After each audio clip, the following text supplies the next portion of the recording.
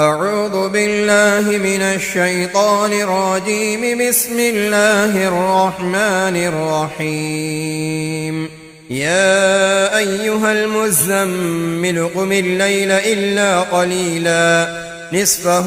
أو انقص منه قليلا أو زد عليه ورتل القرآن ترتيلا إنا سنلقي عليك قولا ثقيلا إن ناشية الليل هي أشد وطئا وأقوم قيلا إن لك في النهار سبحا طويلا واذكر اسم ربك وتبتل إليه تبتيلا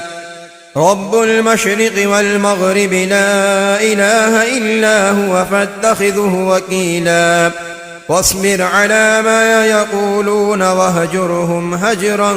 جميلا وذرني والمكذبين أولي النعمة ومهلهم قليلا إن لدينا أنكالا وجحيما وطعاما ذا غصة وعذابا أليما يوم ترجف الأرض والجبال وكانت الجبال كثيبا مهيلا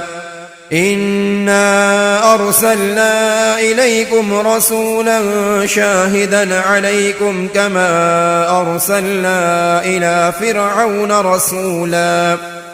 فعصى فرعون الرسول فأخذناه أخذا وبيلا فكيف تتقون إن كفرتم يوما يجعل الولدان شيبا السماء منفطر به كان وعده مفعولا إن هذه تذكرة فمن شاء اتخذ إلى ربه سبيلا إن ربك يعلم أنك تقوم أدنى من ثلثي الليل ونصفه وثلثه وطائفة من الذين معك والله يقدر الليل والنهار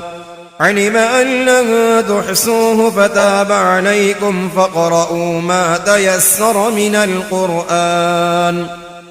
علم أن سيكون منكم مرضى وآخرون يضربون في الأرض يبتغون من فضل الله وآخرون يقاتلون في سبيل الله فاقرؤوا ما تيسر منه وأقيموا الصلاة وآتوا الزكاة وأقرضوا الله قرضا حسنا وما تقدموا لأنفسكم من خير تجدوه عند الله هو خيرا وأعظم أجرا واستغفروا الله إن الله غفور رحيم صدق الله العظيم.